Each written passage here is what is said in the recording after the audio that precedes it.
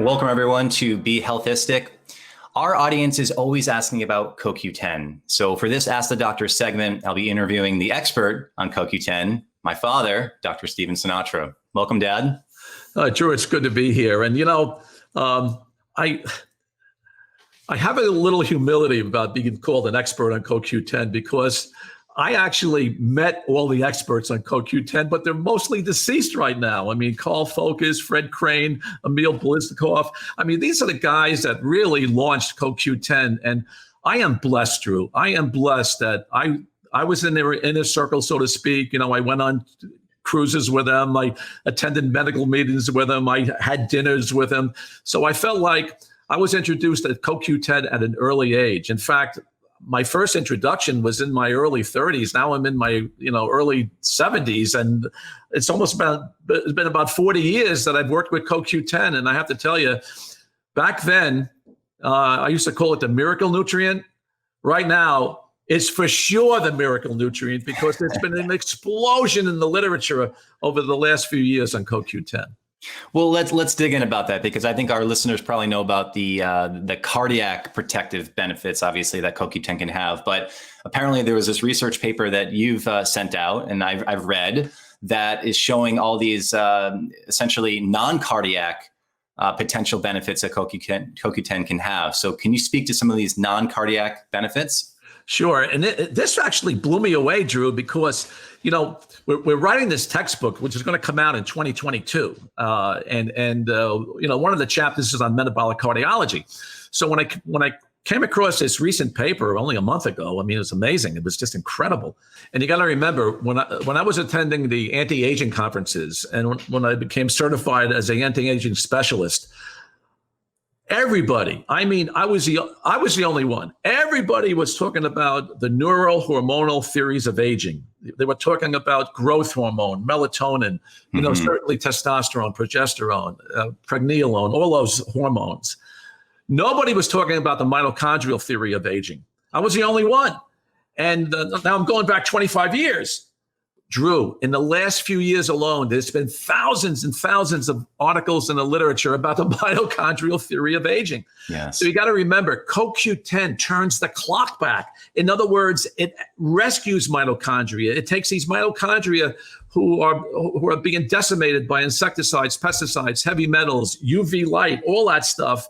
But CoQ10, because of its magical, and I say magical, membrane stabilizing activity, driving ATP in a preferential direction, and having this bioenergetic support, this is where CoQ10's magic is. It's in the mitochondrial membrane. And when you're supporting the mitochondrial membrane, you're supporting the aging process. So I'm just all in on CoQ10. And again, I am blessed that these pioneers have, intersected my path. I mean, and now you have it now. And look, you did research on CoQ10 in the mouse model. You saw what CoQ10 did. They reared, more. They had more energy. They had better coats. I mean, you did that original research. That was almost 20 years ago, too. And that was 20 years ago. And so I have to tell you that I think CoQ10 has a lot of legs. And, we're blessed at Healthy Directions because we use this cyclodextrin complex. And I was amazed. This is a varietal of CoQ10, and Tishcon Laboratories uses this. And I'm so indebted to Raj Chopra because when the Japanese reported that the cyclodextrin complex now improves the bioavailability of CoQ10 even more, and they were showing that CoQ10 had an impact on aging, around the eye. In other words, in smoothing out the skin.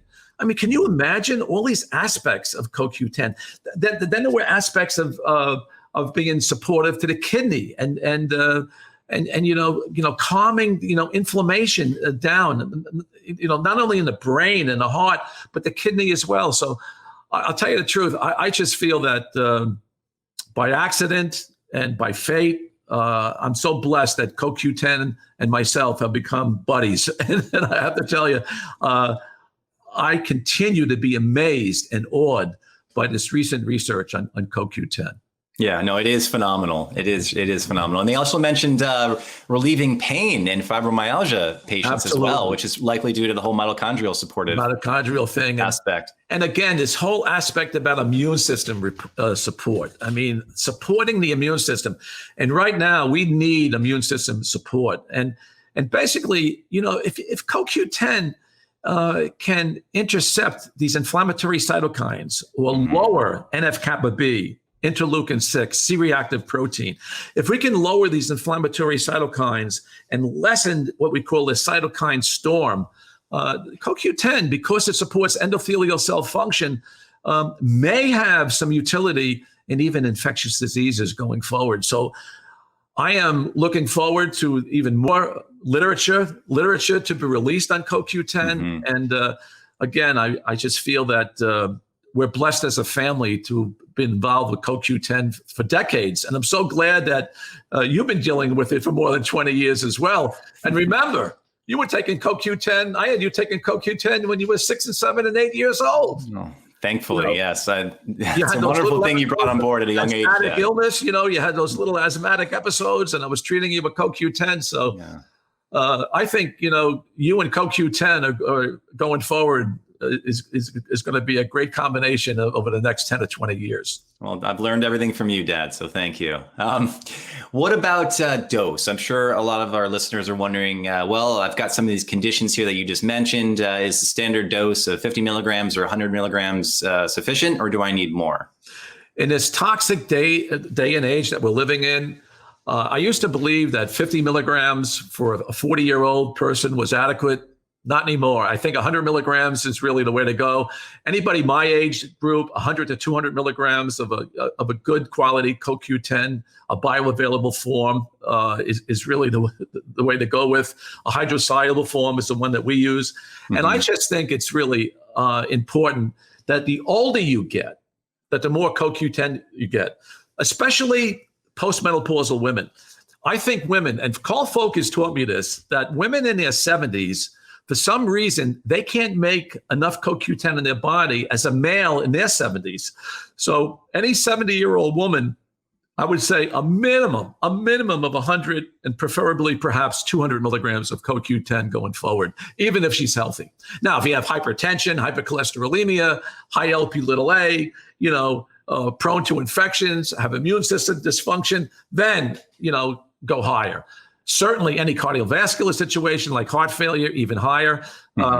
Recently, I've been using even 300 to 400 milligrams of CoQ10, especially in my adult patients who are pediatric patients waiting for heart transplants. Now they're adults. And when I see them in the office, even now, I'll increase the CoQ10. But they're all thriving. They're all doing well. So I'm blessed that the CoQ10 has helped, you know, a lot of these younger pediatric kids who are now actually approaching your age right now. Wow. No, that's great. That's great.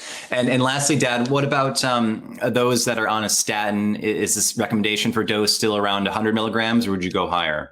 I would probably go up to 200 milligrams now. Again, it's not just the statin.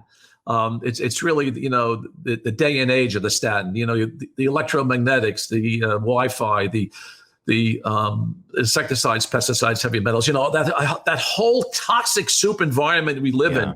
And remember, and you said it so clearly, in a toxic environment, what suffers? Mitochondria. Mitochondria are so vulnerable, especially in the inner membrane, you know, of the mitochondria. So it just makes sense to take more CoQ10 to rescue the inner mitochondrial membrane. We've gone 360 with this, and I just feel so blessed that CoQ10 is in our tool bag or basically our handbag of instruments that we use on a day-to-day basis to treat our patients. Yeah. Well, Dad, keep us posted on all the new research coming out, especially on the immune system. I think that's a fascinating piece that you mentioned. So we look forward to hearing more in the future. Yeah, maybe in the next 6 months to a year, there'll be more literature and we could, you know, talk about more aspects of CoQ10 because I'm still being surprised right now. It's really wonderful. So thanks for bringing it up, Drew. This was a great conversation. I enjoyed it a lot. Yeah, thanks for updating us, Dad.